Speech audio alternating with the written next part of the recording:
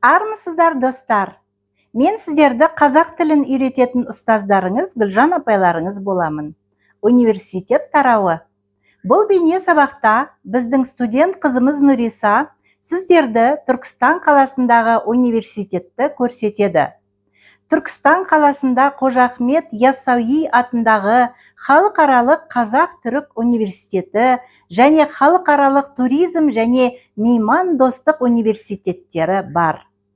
Алғашында Яссауи атындағы Түркістан мемлекеттік университеті болып аталған бұл оқу орны 1992 жылы 31 қазанда Қазақстан мен Түркия республикаларының арасындағы келісім негізінде Халықаралық Қазақ-Түрік университеті болып қайта құрылды.